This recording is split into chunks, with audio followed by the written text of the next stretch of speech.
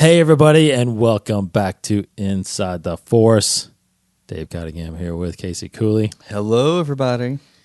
Welcome back to our full spoiler review of The Rise of Skywalker.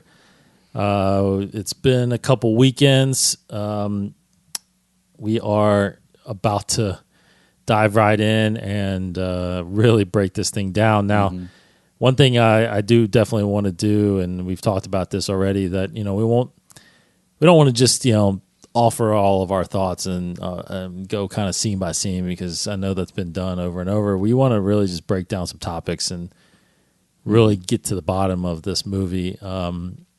We will give our overall impressions and whatnot, but there's a lot to discuss, and we're going to spend the next few weeks actually breaking this down too with some other guests and stuff like that. So if you're on YouTube and watching us, we've got the visual dictionaries in front of us, breaking that down a little bit. Those of you that are interested in actually getting this, it is a very good companion for the movie. Unfortunately, there's not a lot of the questions you may have, and some of the ones we might talk about here, they're not really answered in this, but there are a lot of details in this. Yeah. For example, all the planets. Yeah. And stuff like that. So it's really good to dive into. It is the day before New Year's Eve that we're recording this, so December 29th. To date, right now, Star Wars: The Rise of Skywalker has done $362 million domestically and $725 million worldwide. It's getting there. It's getting there. So that's that's 10 days in release. This is Monday night. I don't have the Monday numbers, but that is still behind pace of what Force Awakens did and what Last Jedi did. Right. So it's not at that level, but it's still, in fact, the 10-day total for Force Awakens at this point was $540 million domestically. Incredible. Now, Force Awakens went on and made $2 billion. And I think it's the highest grossing film of all time, right? Or did Endgame and that? Endgame is now reigning supreme. So we will, again, break down the film and keep breaking down. I think Force Awakens still holds the domestic. $936 million. Okay. Lifetime gross. Avengers was only $858. Wow. Okay. So Force Awakens is number one. Sweet. Take that, Disney. Do you know where Last Jedi is on that list? Oh, man. Domestic. I mean, it still did well. Yes, top 10. I'll say top 10 still. Number 9. Oh, wow. Okay. Yep. Just made it. So, and Rise of Skywalker is currently at 51. All right, so here we go. We're gonna start getting into this thing. So again, we're gonna talk about some topics, see where we land on certain things and what our thoughts are. But we got a lot to just break down here. So first off, I want to harken back to a couple weeks ago. To our predictions episode. Yep. Now, I usually have a hard time remembering what I even predicted. Yeah, I tried to take notes. What are some of the things that we actually got right? Actually, I know you guys definitely got we got the planets right. The planet path right. Jeez, I mean, honestly, though, we never obviously guessed Exegol or anything like that. No. Yeah, because that was the missing thing. I just didn't know. I had no idea where that took place. I made a note here. The second time we watched it, I made a few little notes. I mean, we differ on some things, but like Cody and I were very low on Ben Dimson fans. Yes. Ben dies. That's one thing that we said. Yes. I think we were both on the same page that Leia also dies. Yes.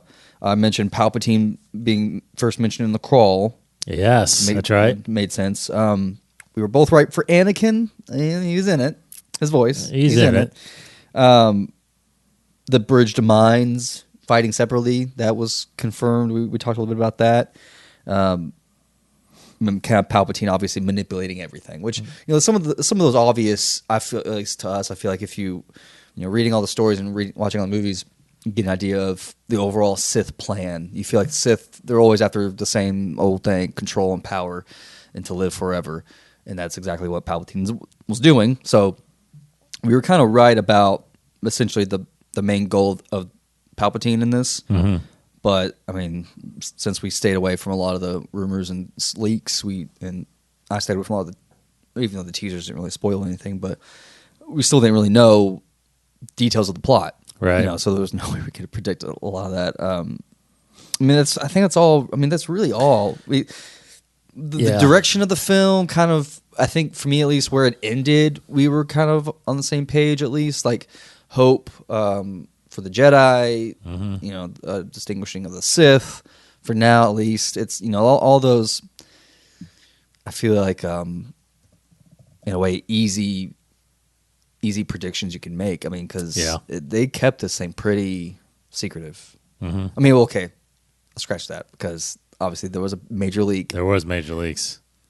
So to really backtrack what I said, because Corey read the leaks and he said afterwards that he actually knew about what he says 40%. He knew some of the big things that happened.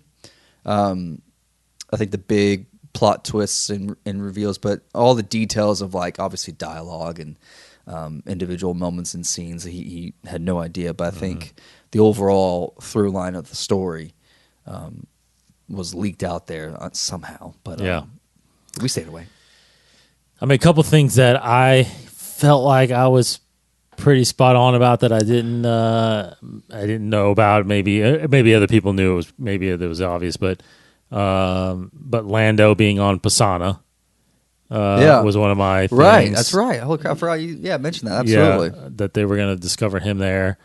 But I kind of had my thought was I thought they were going there. They knew he was there, but maybe, but they didn't know he was there. But my other thing was I was completely right for a few minutes. I was about to. Yeah, I was waiting for you to shout in the theater. But mine was, if you listen back, I had a feeling that Kylo was going to die on Kef Bir. Yep. Now, technically, he did die. You're absolutely right. Did die. Yeah, so you were correct. And Ben was reborn. He was basically on his deathbed. Yeah. Well, I mean, Kylo died there. I see what you're saying. Yeah. Kylo died. Kylo. Yeah, absolutely.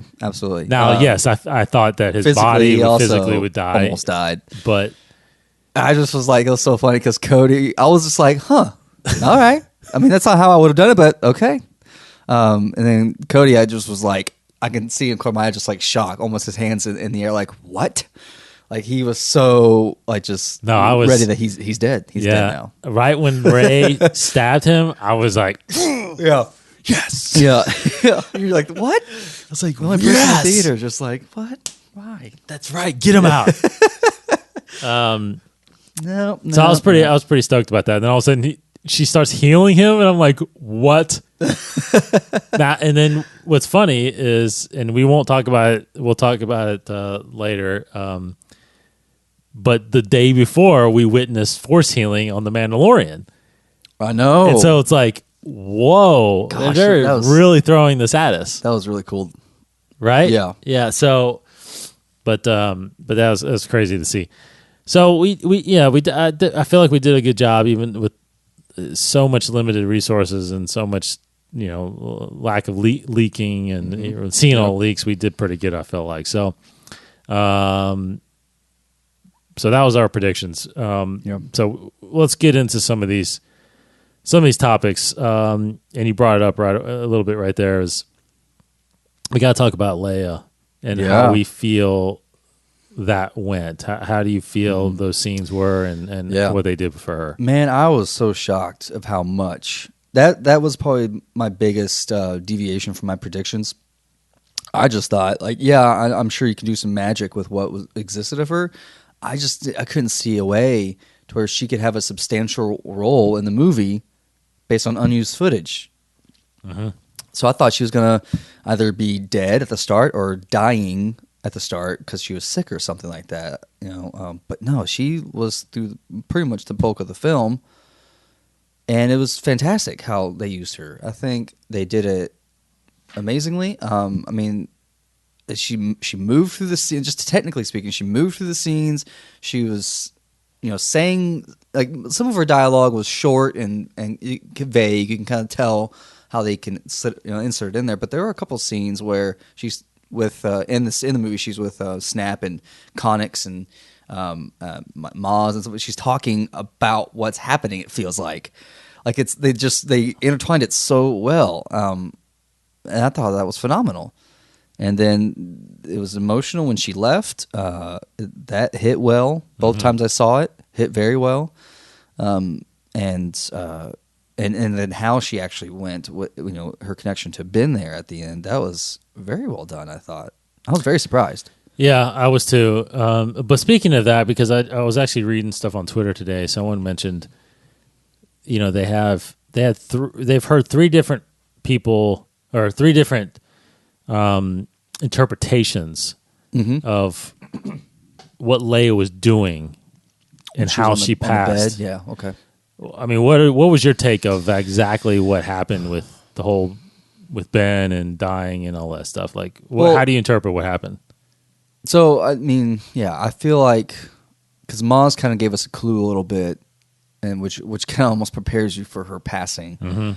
Where she says like she knows what she has to do. Basically, I'm paraphrasing. She knows what she has to do. This will in order to I don't know how she put it, reach out to Ben or whatever. Last time or something. Yeah, like that, she has to use all of her she has to use every last bit of her energy to do it. So then she's like walking off and kind of in the shadows. And it's like you just know you kind of understand what's about to happen. She just used every last fiber for what I guess they're calling kind of like this force energy in a way, is to reach out to Ben for one final tug. And the thing, I always felt like Leia was, if Kylo had to be redeemed, it was going to be his connection to his mom. Because we got that nugget in Last Jedi when he could have pulled the trigger but didn't. So it's almost like that was just, to me, saying like, that's the light in him is Leia. And to a great, gosh, it was just like when Carrie Fisher passed, it was tragic. And then like when they started production on this film, I just kept thinking like, we're never gonna have that scene with Ben, Kylo and Leia. Yeah, like we're never gonna have that reunion scene, but we pretty much got it. In this moment, because I don't know, I couldn't think of a better way to have her give herself to the story and to save Kylo. I think that was great. And so it basically, she was just communicating through kind of the living force at the time. And then, but do you think she sensed or knew what was happening in that situation, that they were actually fighting? I think so. I mean, because that's what some people were questioning, whether or not it was just a coincidence. No, or she knew that Rey was in trouble, basically. I think because Rey was in trouble. Yeah, I think she has a major understanding of what was happening. No, that's a thing. It's like with Star Wars and Force, it's never a coincidence. So she knew. I like to believe that she knew exactly what was happening. She knew that was the moment she maybe even foresaw after watching it and knowing that she saw him. She saw her son dying at the end of his journey. So. She maybe saw this moment as being one of those moments. I don't know, but no, I like to think that she totally had a understanding and she saw it through the Force what was happening. Yeah, I can't help but think if Carrie Fisher was alive, like you said, I can't help but think that would have been her instead of Han. Oh, 100%. Yeah. I totally, after my second viewing, that's the idea that I got. Yeah, and I think that she would have survived. I actually think Leia would have. After that, she would have. I think if Carrie Fisher was alive, I feel like Leia would have survived the film. And wouldn't that have been cool? Because if she can communicate herself like that through the Force and survive, and Luke couldn't, that is pretty cool. Well, that's true. Well, see, she wouldn't have had to do that. I feel like. What I'm saying is, I think if she was alive, we would have gotten that scene. Oh, an actual physical, scene between the two of them, which would have brought him back. Gotcha. Yeah. So she wouldn't have had to do that, and I feel like she would have been around still. Now, so my take is I feel like I do feel like we got more of her than anticipated. I think they did a good job of, after the second or third, I saw it 3 times. You saw it twice. After the second or third time, I definitely did notice. I kind of did notice that she was out of place in some scenes. Yeah. Kind of the coloring and I feel like some digital weird things around the face and jaw sometimes. Yeah, because I think they had to change her hairstyle a little bit and stuff like that, and her clothing. I mean, she has to have you think it's a body double for some of those scenes? I do think. I think for definitely some of them, parts where she was laying down. And, yeah. She definitely had a body double. When Connix was carrying her off. I mean, I'm just blown away when she's walking through a scene. Yes. I was blown away at that. And I'm watching it carefully and that looks fantastic. It does. So my interpretation was that I think she sensed what was going on with him, that there was conflict there, and she force projected herself to his conscience and to connect with him. And I think what happened was Kylo realized that his mother was dying, and that's what froze him.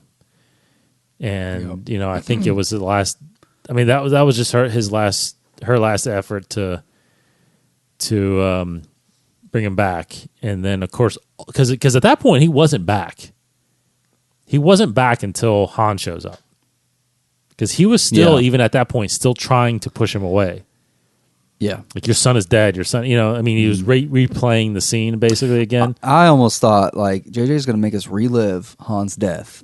Yeah, almost. I thought he was going to do this exact same thing again. Nah, see, I knew right then he was going to change. Because I thought that was a great connection to redo the scene again. Absolutely.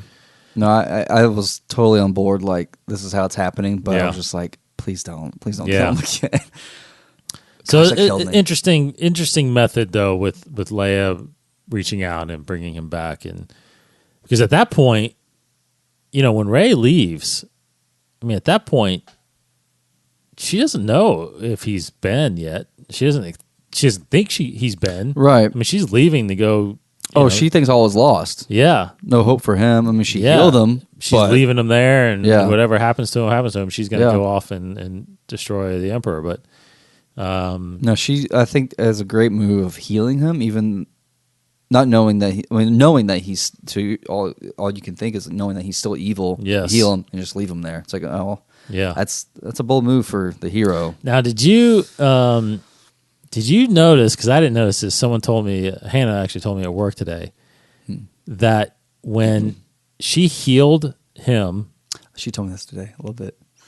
Did she heal the scar off his face too? I have never caught that. I never did either. I hope so. I know. It's cool. I got to watch that again. Totally. She told me to watch it. My third viewing coming up here this week. I'm going to definitely look out for that. Yes. That's cool. I mean, his scar is already pretty healed, but to that little detail of it going away completely would be really sweet. It would be crazy. I feel like I would catch that, but I thought I would have caught that too at the end. Yeah. I mean, definitely all the close-ups of him at the end. It's not like I ever saw that it was gone or even noticed that it was still there. I just never paid any attention to it. Me neither. But that's pretty cool. I like that. I like to think that it is. Okay, so we're going to jump right into the big reveal because I feel like we'll spend some time on it. Rey Palpatine. Yeah. Rey Palpatine. So now neither of us, and not even Cody, predicted anything like that. To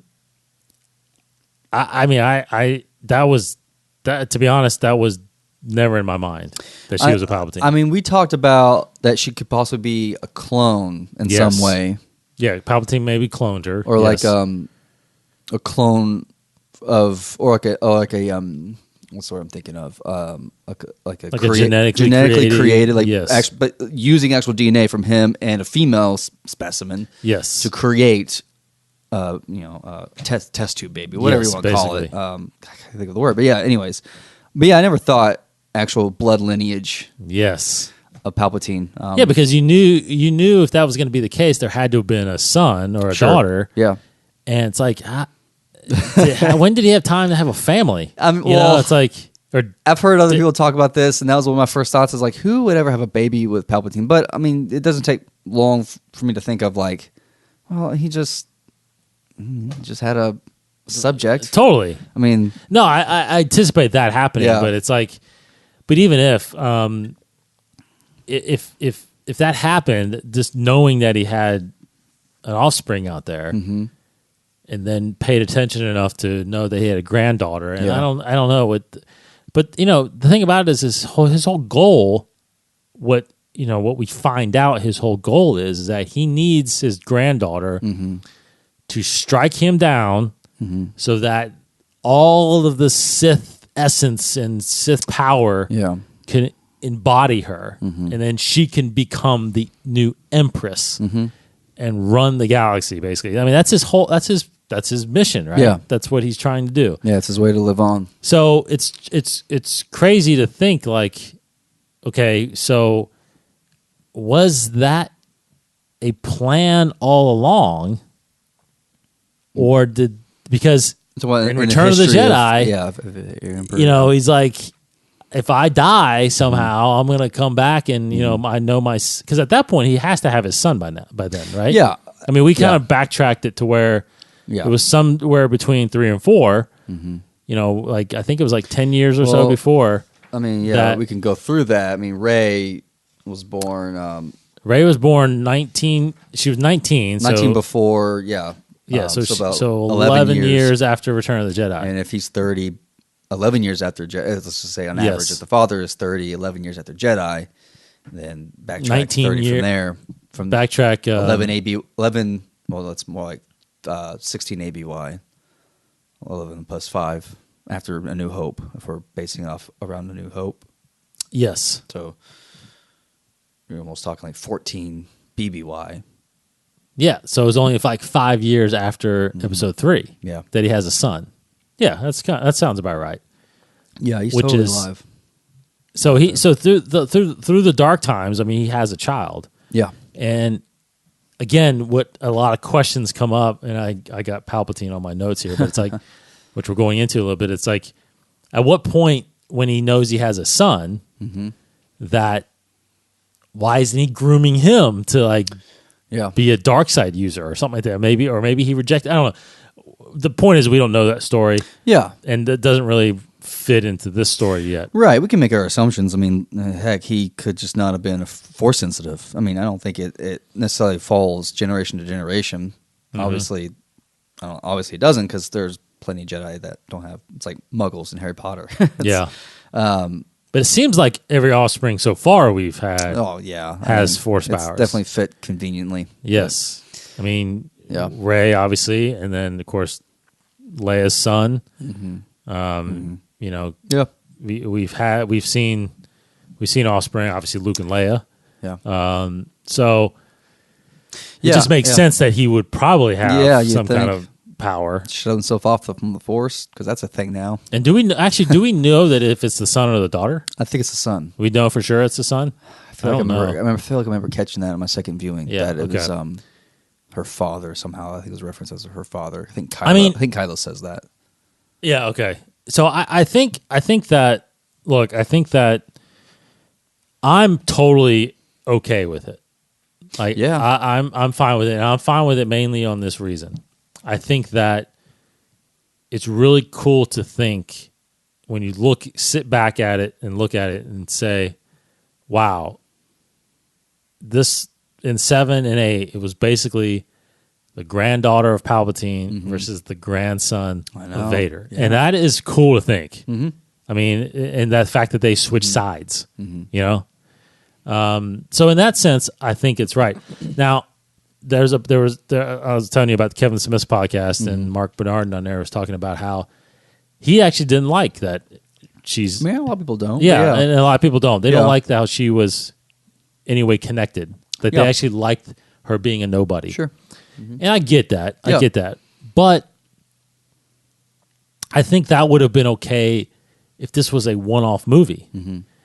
But when you're looking at it as the entire saga, the Skywalker saga, and she's not even a Skywalker at this point, but I mean, the movie, she had to have some relevance. She had to. I mean, we were kicking ourselves like she has to have some kind of relevance because, and then we did predict. I don't know if you agree with me, but I did predict that she would take the name Skywalker. I think we all kind of agreed on that. Yeah, right? I think that was the most likely possibility. Yeah, but, I believe she wasn't a Skywalker. I still thought going into Last Jedi, even kind of coming out that she could still possibly be a Skywalker, like by blood. Yeah, either like a Leia offspring, maybe not Han's, sure. but I mean that was kind of kicked around, or maybe Luke did have a daughter. I mean, I think that still could have been a possibility. Yeah, but regardless, I felt like going into this movie, I think, no, you know what? She's probably not a Skywalker, but she adopts the Skywalker name. Sure. But I just didn't think she was a Palpatine. But I just think that puts more weight on her character, because if she was nobody and from nothing, then where do the darkness come from? Because she has to overcome that darkness in herself, and to know that she comes from ultimate evil. I mean, to me, that's just more powerful. We talked earlier off air about, as we do with every Star Wars movie, how has this changed your perspective? And you just mentioned it does on 7 and 8, because it's Palpatine versus Skywalker throughout all three movies. But like now I'm just thinking of it in Last Jedi, the part that I always thought was funny, where Luke and she's meditating at first on Octo Island, and she sees the dark side cave in her mind, and she goes to it mentally. Yeah, and Luke's like, "You went straight to the dark, like you saw it, and it tells you what you needed, and you went straight there." So now, if I watch it again, that makes so much more sense now. Even though they probably didn't have that. Holy cow, you're right. I think it's a happy accident, personally, but it's great. Now that I'm watching it again, it's like, yep, absolutely, that makes sense, because she's got it in her blood, this DNA of darkness, basically. And she would be more inclined for the dark side. No, I think that totally is a good underdog story, where she comes from absolute evil and she becomes the absolute good. I think that's a phenomenal redemption story. I mean, Ben-demption is a great story. Yeah, by itself. That's why I loved Kylo the most, because he was the ultimate low in Last Jedi. Now he's the ultimate high because of his turn. But Rey really embodies that as well. Because she, as she says, she's all the Jedi. That was great. I would have been fine if she was, quote, a nobody, so to speak. I would have been fine with that if that ended up being the case. But I definitely love her connection to the legacy. Yeah, a lot more. Now, do you remember? I mean, do you recall when we went and saw The Force Awakens? I mean, I'm pretty sure I didn't know, and I don't think it was leaked out. Like, I didn't know Kylo Ren was Ben Solo. No, did you? No, I didn't know it. When Snoke goes around, but yeah, he's with your father. I was like, what? Yeah. Wait, what? Yeah, he's a Skywalker. I mean, that's the kind of feeling I feel like I got with this. What? She's a Palpatine? Yeah. It's like, so it really comes full circle into my mind, because I mean we had no idea that the bad guy was actually a Skywalker. I mean, I don't think going into Force Awakens that we had any idea really of. We just knew that the twins, the Solo twins, weren't around, right? So, but there was speculation that maybe that those are the twins after. But I think that was after the fact. So anyway, also another thing that I wanted to say that a lot of people are saying that by giving her the Palpatine name, that's JJ's way of retconning what Rian Johnson did in Episode 8. And I totally disagree with that, because he wasn't wrong. Right. I mean, Kylo, when he saw her parents, they were filthy drunk traders. Yeah. That's what they were posing as. Yeah.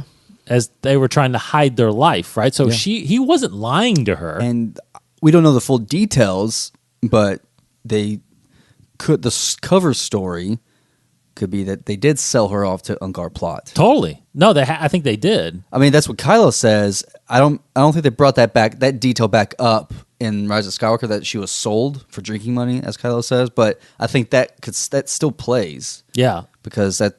Yeah, 100%. Yeah, so in order to hide her, exactly. Yeah, to get away, and and it's the only thing I will say. It's funny, kind of when you watch that scene again. Is like the mom says, "Oh, she's not on Jakku," and it's like, wait a minute, that means she is on Jakku. Yeah, but I didn't even ask. Yeah. I wasn't even gonna think. Now I'm thinking Jakku. Yeah, what? Let's go search Jakku. Yeah, you know what? Maybe we should. Oh wait, no. I mean, yeah, like that was a little weird. That's a good point. It's like she straight up said, "Where's the girl? Yeah, well, she's not on Jakku. She's not on Jakku." If that's what you were thinking, I mean, yeah. What? Wait a minute. That threw me out the first time I saw it. I was like, wait a minute. She just told him where he was. Honey, where she was. Shut up. Yeah. Gosh. Don't listen to her. She's drunk. Yeah. She's filthy. She's junk trader. She, stolen for drinking money. She's already boozed. Yeah. So I don't think that was retconning. I actually think I honestly think it's very similar to The Empire Strikes Back when Vader says, "I am your father." That's a good point. You are like, actually. Wait a minute, is he really his father? Because he's probably lying.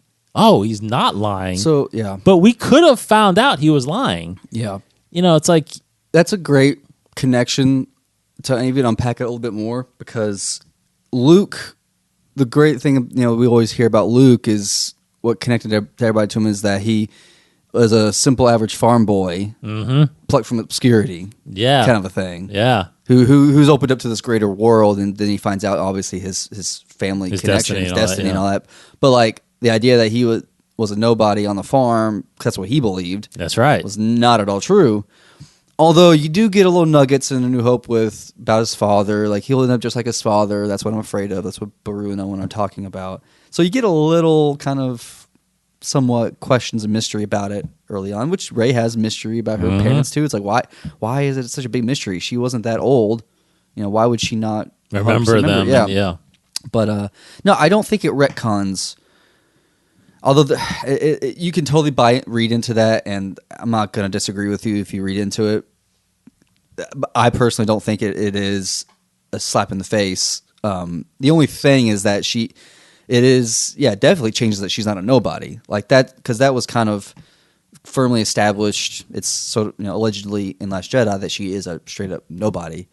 Because in Force Awakens, we're all asking like, well, she has to be related to somebody because she's so powerful. Although you really don't. Yeah. That was never a question at all. In the prequel trilogy, made it obvious that you don't have to come from a strong bloodline to be a strong Jedi. But anyways, no, it doesn't retcon. It doesn't retcon her character. It retcons details in her context, because no, she's not a nobody; she's a somebody. So therefore, that's changed. But she's still battling with the same problems. She's like, even though she knows she's a Palpatine, she's still struggling with who she is, much as that she was struggling with who she is in Last Jedi, because she didn't know her parentage. Yep. She was struggling with in Force Awakens. Who is she? Where does she come from? Well, now she knows where she comes from, and she's still struggling with who she is. So this whole idea of not knowing your identity, then accepting your identity, and trying to be your own person is still very much a cohesive character arc for Rey across all three films. Yeah. So as well as Luke. Exactly. Yeah. 100%. Absolutely. So, I mean, I'm getting really excited just that we're making this connection, because I never thought about it that way, and that's so 100% true. Gosh. Yeah, it totally is. I mean, that's great. I love that. And I don't think, her not knowing who her parents were, she still, like she tells Luke, like, there's something inside me. Like, I know there's something inside me. Yeah. And I'm trying to figure out where I fall in this place. Yeah. And then you think back to Kylo when, after he kills Snoke, I mean, that's what he tells her, right? They were filthy drunk traders. You're not in this story. You're not supposed to be a part of this story. Like, he's telling her that. Yeah, I know. That's his manipulating. But to me, that's a lot of that's what Sith do. They lie to you. Absolutely. They try to draw you, right? I mean, so it's not that he was possibly being truthful. I mean, I don't think he knew the full truth. Yeah, he was making assumptions and based off what he saw. Based on what he saw, Yeah. exactly. So I think it's like we just said. I think there's a lot of connection with her journey from as well as what Luke went through in that trilogy. So it's really good stuff. Yeah, that's really great. good stuff. So the whole Palpatine thing is, the bottom line is I'm okay with it. I mean, the only thing is like I would have, for me, it would have been cooler if she was created through the Force by Palpatine. Yeah, he manipulated midichlorians. He figured out how to do that and created her. To me, because that's even more of a tragedy for Rey, to where she's not even in a way a real she wasn't born, she was created. She was created. So I would feel like that really strips me of my purpose of like I was created for the reason to be darkness. Palpatine created me to be evil.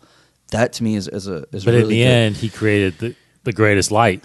Almost. Yeah, absolutely. I love that. That would be pretty damn cool. Yeah, but, actually, that would be pretty cool. But I mean, yeah, I'm fine with it. It didn't take me out of the movie in a negative way. No. So yeah. So let's go. Who we were just talking about. What about Luke's return? What do you think about how he came back?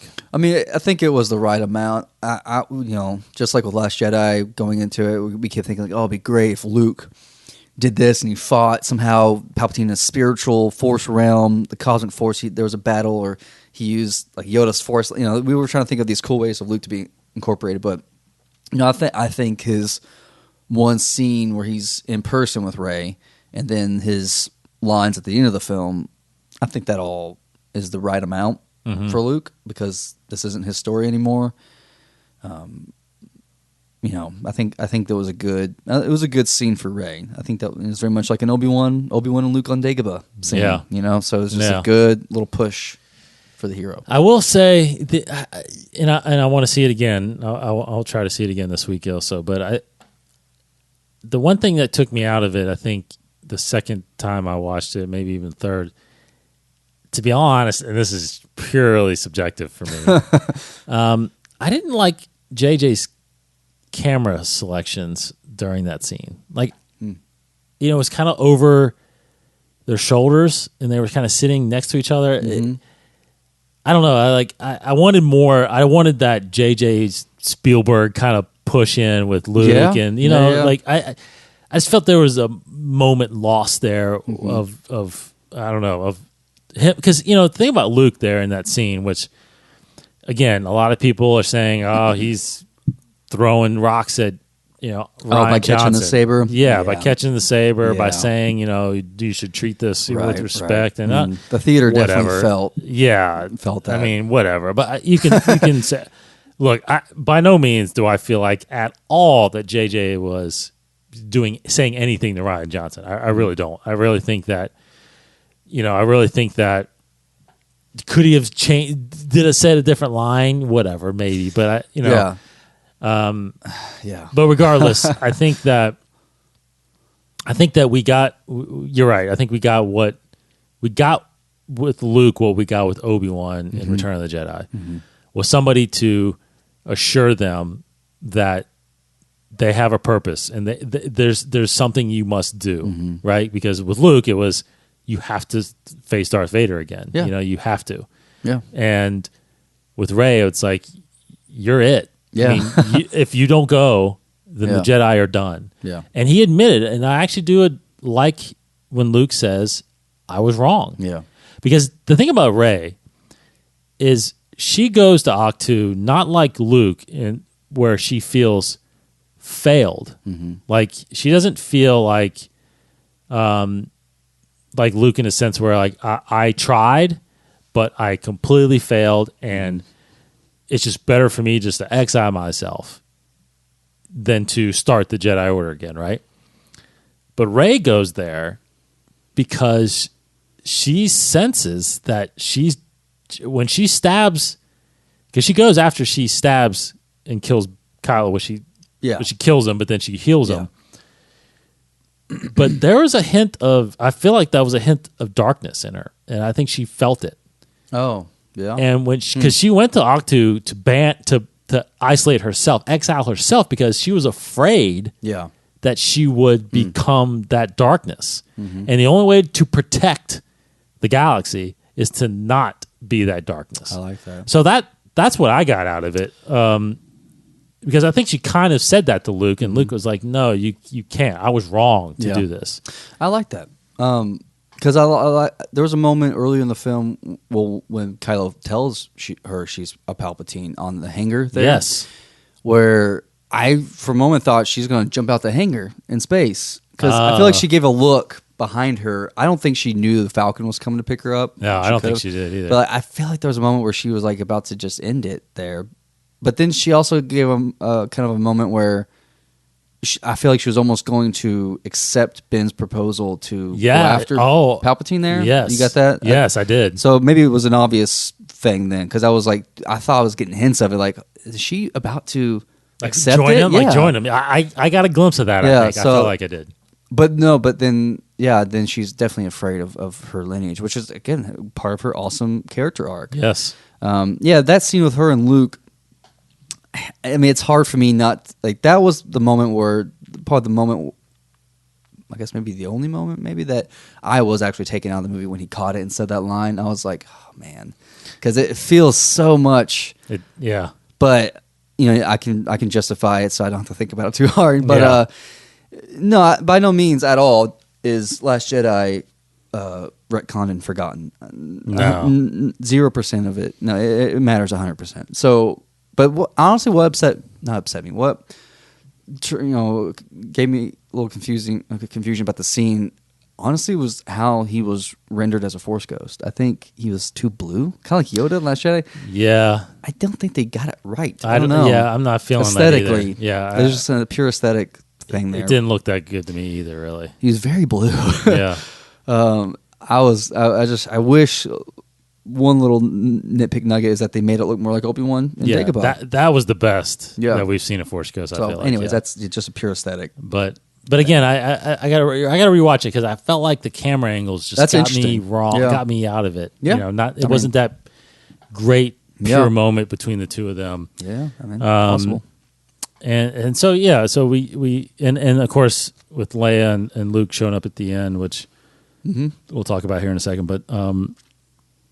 I do have more topics, but I'm not sure if we're going to get to all. And what we will again. We'll talk about this movie throughout the next few weeks, I'm sure. But the other thing I want to hit on is one thing I was confused about, and I'm still a little bit confused. But I think I mean, I feel like you can easily justify this. I just felt like. So many people knew about the Sith in this movie. Yeah, that's surprising. And that really surprised me. I mean, Zori Bliss. Yeah. Who do you know that speaks Sith? Or who you been hanging around with that speaks Sith? Yes. I was just like, what? We're just using this term freely now. I know. And like, we never heard the word Sith. In the prequels, we only heard it from the Jedi. Right. In the original trilogy, we never heard it. Correct. Right. And in this trilogy, I think the only time we heard the Sith was in episode 8 when Kylo says, forget the past, let the past die, the Jedi, the Sith. So that was like the only time we heard it. Yeah. And we were led to believe that, Snoke was not Sith, right? Right. Which I don't think he was. Technically not. He wasn't, right? Yeah.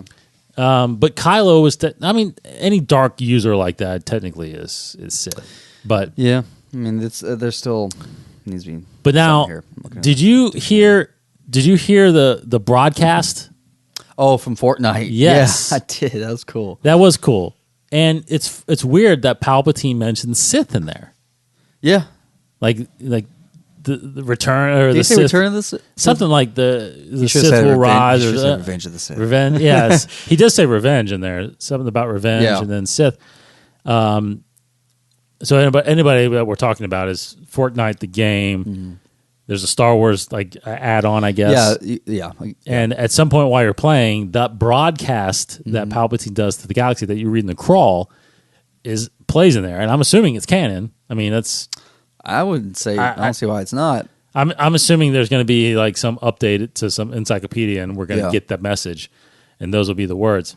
I'll look it up too in a second here. But very cool. But so he kind of mentions that.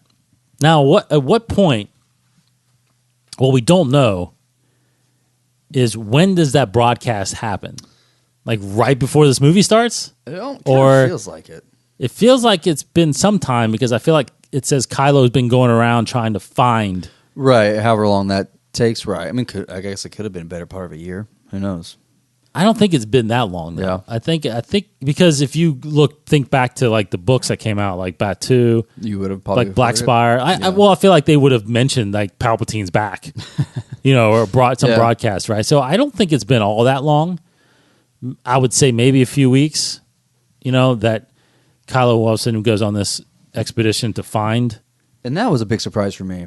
No, not that Palpatine wasn't revealed in the crawl.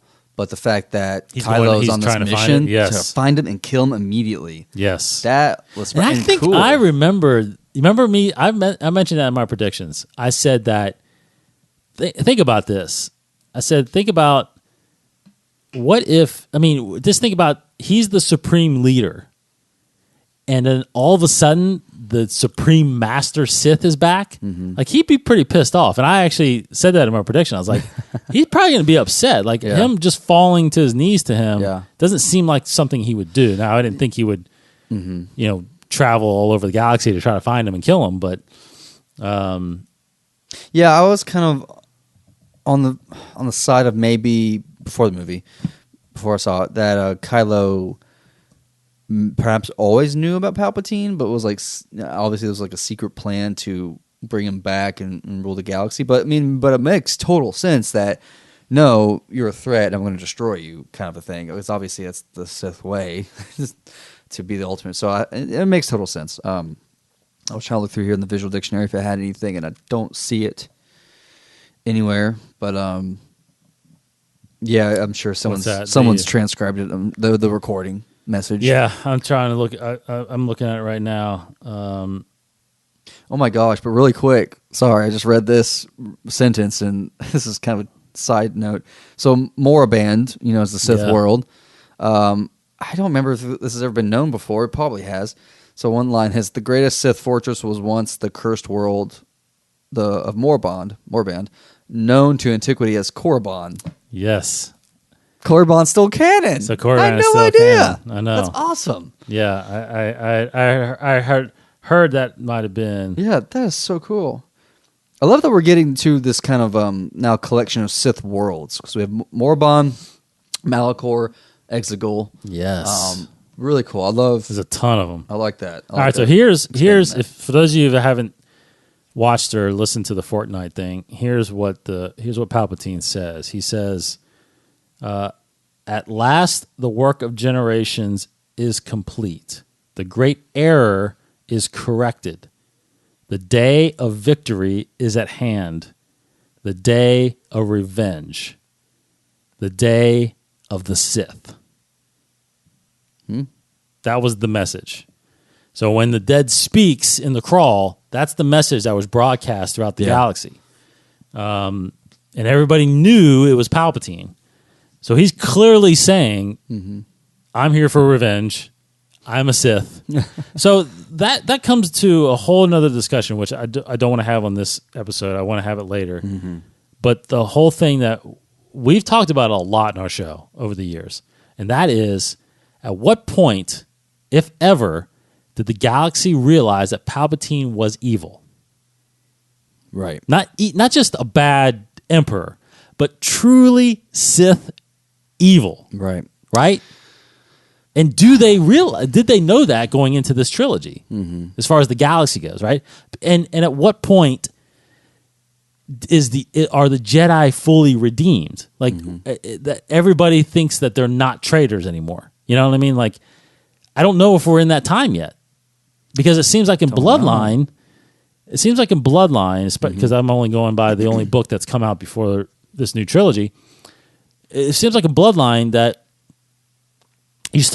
no one's really talking about the evil empire anymore, really. And there's some people that kind of believe that the empire was doing good.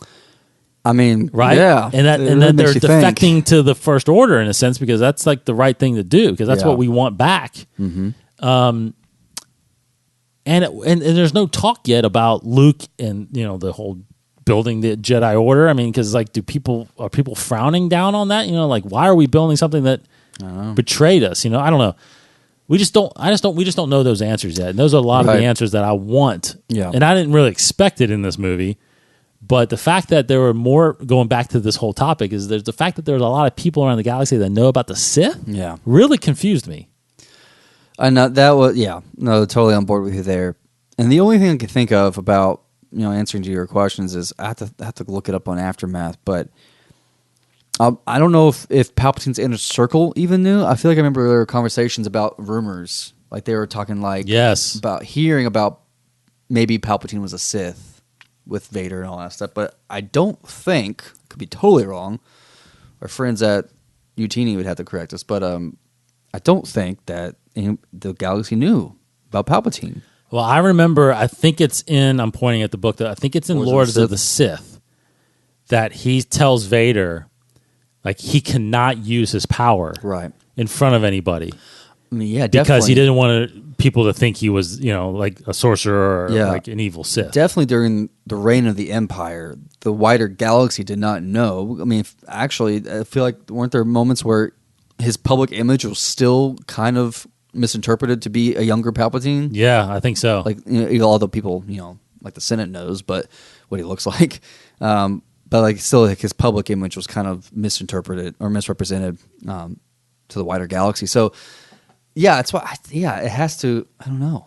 I hope we do get that story soon when everybody knows that he's Sith. I mean, I would think it's right after Bloodline, if anything, because that's when the world knows that Leia is Vader's father. Did they know Vader was a Sith? I mean, they just knew he was evil. That's what I'm wondering, if that was the trigger where it's like, maybe. That's why I want a sequel to Bloodline. Yeah. To like have like Leia's public speech of like, no, hold on. It's like, I am not evil like him, and he was a Sith. But, like her telling the story of everything and writing everything. I mean, I think the public opinion of the Jedi changed a long time before Bloodline, somewhere in that, maybe right after Endor, maybe, I don't know, because Luke is freely able to start at least a new academy of some sort, and I think in Bloodline people are really aware of Luke as a Jedi. I think, I mean, he's a legend. He says he's become a legend, right? So no one knows if he's like really truly around, or it's so fun. I mean, again, even Rey and Finn is like, I thought he was a myth. So right? I mean, and it's so interesting that no one in the sequel trilogy is mentioning the Jedi as traitors either. Like, they're not. They don't even think it's real. Exactly. So it's like at that point, who knows? Because at that point, it's been over 60 years. Right? It's been over a generation, basically. Yeah. So this new generation just thinks of them as I don't know. They don't. I just that part really just it makes me curious because, again, when this whole thing started, this whole Skywalker saga started, not from episode 4, but when we go back to chronological order of episode 1, I mean, the Jedi are, technically at full strength at that point. They think that there's been no darkness and no Sith for 1,000 years. Yeah. And they are keeping peace. I mean, obviously there's skirmishes and there's, problems happening all over the galaxy, but they're keepers of the peace. And the society relied on them to help them. The Senate relied on them to help ensure peace and justice throughout the galaxy. Mm-hmm. So when all of a sudden they're branded as traitors, I mean, wow, what a turn! Because you got to think the people, especially in the Senate, like when they hear, "Wow, wait a minute, the Jedi are trying to take over the galaxy," it's like, but they've been protecting us for 1,000 generations. It's like, I know what? Yeah. So anyway, it's interesting to me that this saga, the only way you truly get back to overcoming evil is you've got to have the Jedi return. And we got a movie called Return of the Jedi, but they actually haven't actually returned yet. No. So maybe Rey does that. I don't know. Hopefully we find out. Yeah. That's the thing. It's like, to me, it feels like there's hope, but it still wasn't 100% clear that that's what she's going to do, is bring the order back. You're right. But, I think it is. I think it's there. Okay, so before we make this a 3-hour episode, that's why I want to. we'll break down and we'll definitely go on in the next few weeks and talk about this. So as we close up this episode here shortly, I've got a lot of topics. Again, we'll go over these topics throughout the coming weeks because we're going to bring on some guests. We're going to bring on Cody next week, and we'll have Corey on and some new people also. So, but overall, let's just after those main topics there. Let's focus truly on how we overall feel about the film. Where are you with the film? Where did it change watching it again? And is there anything that it can do differently that would make you change your mind at all? Basically, I'm in a very good place with the movie. I usually stand by, for better or for worse. I try not to ever hate a movie, though. But I walked out of this movie just absolutely loving it. I was in such high spirits. It for me at least, it hit all the right notes in terms of where I thought the story was going to go and hoping it would go. Yeah, I would have maybe done a few little minor things here and there, but nothing at all that was a gaping hole, which makes me scratch my head and just back up and be like, whoa, what's happened? There was nothing there that was missing that took me out of the movie. I don't think there's any fundamental flaws of the film. So I love it. I think it's definitely my favorite of the sequel trilogy. Can't place it yet in my overall just because I'm too afraid to right now place it in my overall ranking. But it's high. It's high up there in the overall ranking. It's definitely top 5. I would say that for sure. Definitely top 5. Probably even top 3. I don't know. We'll see. But I love it. I love this movie, and I can't praise it enough to the people I talk to, and I think it's a good step into the direction of Star Wars. I think it's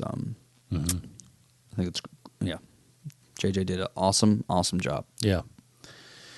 I'm with you. Here's my thinking back to the last two films, 7 and 8. When I walked out of 7, I was elated that we finally got another Star Wars movie. Yeah. Was I fully thrilled about the movie? To be honest, I wasn't. I thought it was really good, and I love J.J. Abrams as a director. But I was on the camp that when I walked out, I immediately thought, "Wow, I kind of just saw an updated A New Hope." Yeah, I did. Yeah, the beats were there. Going from a desert planet to a Death Star, basically, it was exactly kind of the same route, Absolutely. Right? So I was highly surprised by Ben Solo, and I was highly surprised by Snoke. Really intrigued by Snoke. So I came out of there with great expectations. I loved it. I liked it a lot.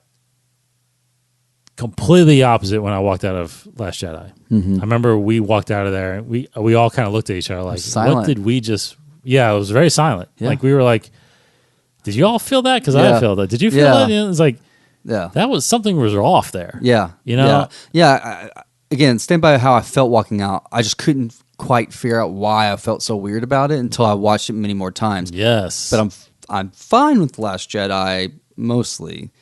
I just now understand why I don't like it as much. Agreed. But my feeling's the same. Agreed. And it's nothing to do. Honestly, I think Rian Johnson is actually a brilliant filmmaker. Absolutely. And I know he pushed a lot of buttons, and I know he tried a lot of things with that. And again, and I'm with you. I don't think you can remove it out of this trilogy. Not at all. Like it still has to be in this saga, right? Yeah. Not at all. Yeah. So as I watched this movie and walked out of this movie, if you want to say I walked out of on a scale of 1 to 10, I walked out of feeling probably like a 7 when I walked out of Force Awakens. Okay.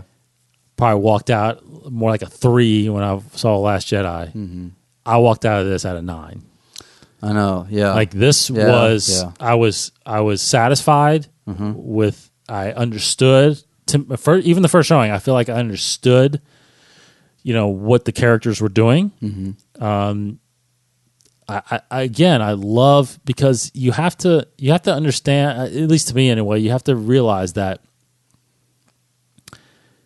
a year has gone by, not just in time, our time, but like a year has gone by in the timeline. So these characters have been through a lot, and to show up where we are and to the final battle, I mean, there's just a lot of pressure, and there's a lot of, and I just think that I think the characters portrayed that, like, they seemed exhausted. They seemed like this is our final push, and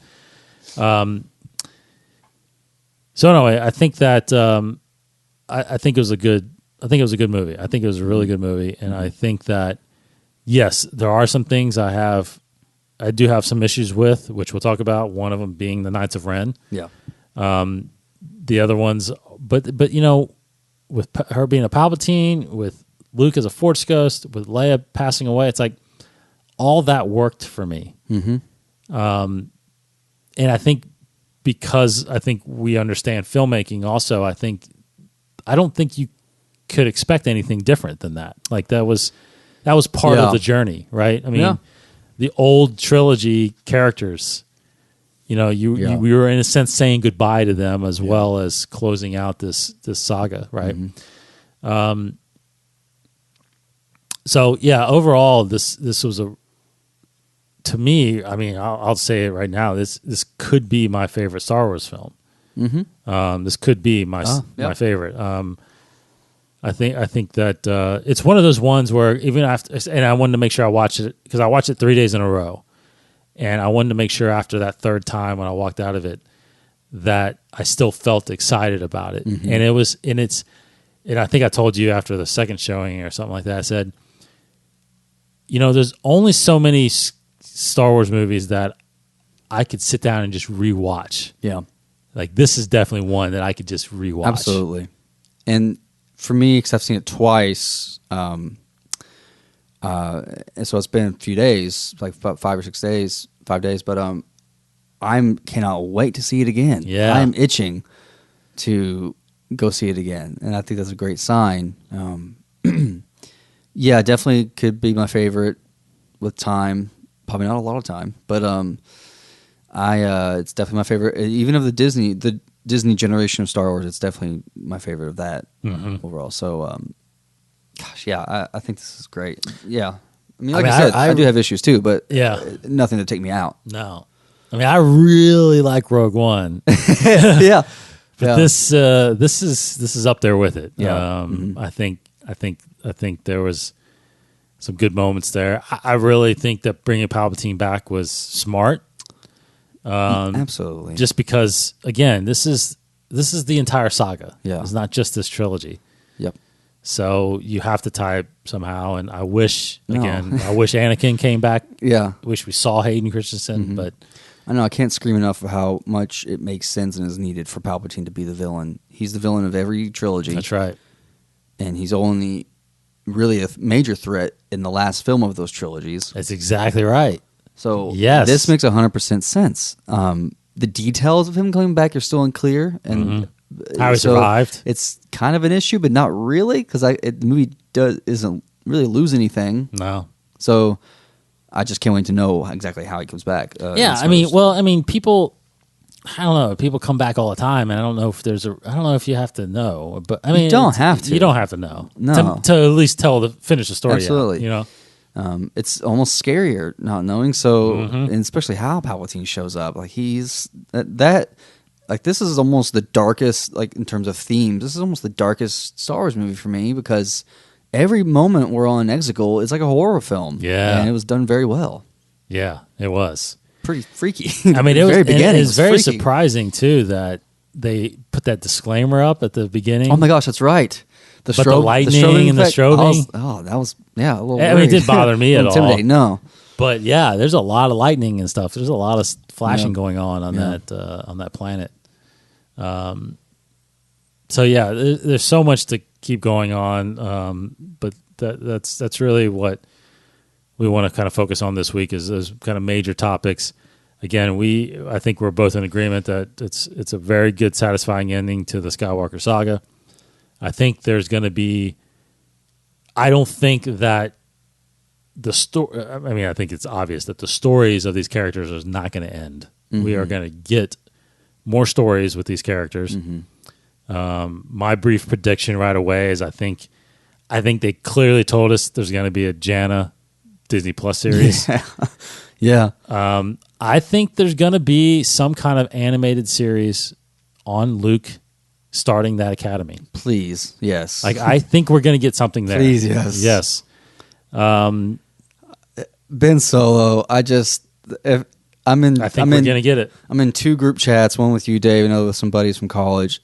And actually, talking with Adam in a separate text and Cody, another friend, in a separate text. It's like the overall theme of all those conversations is like, we need more Ben Solo. Yeah. Like, gosh, man, that's fantastic. Yeah, I think we will. And I do think at some point, either in a book or a comic, I think we're going to get Rey's journey beyond this. Yeah. I think we're going to get Rey's journey beyond this. Very excited. Now, do you think, now in our lifetime, so it could be 20 years from now, do you think we ever see Rey, Poe, and Finn again in live action? I think so. Really? Definitely Rey, yeah. Really? I think so, because that's the hope, I think, is that she'll be the next Luke, the next Yoda, whatever, for the next generation. So she's young, so you can wait 30 years and do another, have her come back as Rey. I think it's totally possible. I don't know if it'll ever happen, but I think the door's wide open for it to happen. That would be interesting. That would be completely years later. Yeah, that would be completely interesting to know that like my kids, our kids, see Rey like we see Luke, and then my gosh, that's basically what they're seeing. That's cool right? to think about. Yeah, like 30 years from now, Rey. I mean, Daisy's going to be in her 50s. You know, so it's like that'd be strange. That would be strange to think. But I right now I would say no. I don't. I would say, and I only say no because as those actors, I don't know if they want to portray those characters anymore. Right? That's why I think you need time. Yeah, quite a bit of time. You could. Like out of respect and nostalgia, I'll do this one more time. Yeah, kind of thing. Like honestly, it's surprising. Even though I cannot wait, it's surprising that Ewan McGregor's coming back. Mm-hmm. I mean, I totally see that. Anybody from the prequels. I just think, and we'll get into it later, but I just think the floodgates are going to be open for Disney Plus, and I think Janna is going to be in there with Orlando, and I think maybe even Finn. Maybe that's actually possible. Okay, I do think that could be possible as a cameo kind of thing. I don't know if he's a central character in that, but I think he could show up, and I like those ideas. I like that idea, but we're definitely. I think comics, books, I think we're going to start getting a big amount of content between that gap between 6 and 7, as well as slightly beyond, is what I think is going to happen. Okay, like I said, I think in the coming weeks, in January, we're going to dive more into the topics here and get other people's views on The Rise of Skywalker as we break this movie down, because, I mean, it's just a lot to consume, and a lot to... And look, what else are we going to talk about? There's no other movies coming out. I know. we got to keep a show going. Maybe not next episode, but at some point we will do. I think I want to dedicate an episode strictly to the entire season 1 of Mandalorian. I want to talk about how we feel because I'm doing the Mandalore podcast with Martin Donison over there, and we just finished our last episode on Chapter 8. Those episodes are really big breakdowns of each episode. Obviously, Casey and I want to kind of break down the entire season and kind of what we got out of that, or what that means for for Disney Plus and for that show going into season 2. We will, starting off, the first thing we're going to do next episode next week. We normally do this every year because we're going to be in a new year next year. Next week, I mean. We usually do kind of a look back episode as well, so we'll do a little bit of that. where we look back on the year and what we got and what we liked about it. So much incredible things came out in 2019 for Star Wars. It was a big year. Yeah. 2020 is going to be, I don't know if it's going to be quite as amazing because no more films right now. Yeah, it'd be a little lull. But, you got Clone Wars coming back. You got season 2 of Mandalorian. You got Celebration that's going to reveal all kinds of stuff. That's right. Who knows what might pop up? I mean, we just never know. Yeah. But there's going to be a lot of anticipation for the stuff that's coming. So cool. Guys, it's keep going out there and watching this movie. If anything, if you like it, go keep watching it. Let's bankroll that thing so they can give us more stuff. But again, we appreciate it as 2019 comes to a close. We appreciate everybody that's kind of come along for the ride with us this year. We'll be back next week in 2020. All new decade of Star Wars content coming our way. So. Yeah. It's gonna be fun seeing all this happening. So, anything else we got hit on? That was probably not for this episode, but I mean, there's a couple books that we have yet to talk about. But because I did Force Collector, we both did. Rise of Resistance Reborn. Reborn. Talk a little bit about that kind of. Yeah. A lot of stuff. I got to get into Force Collector and.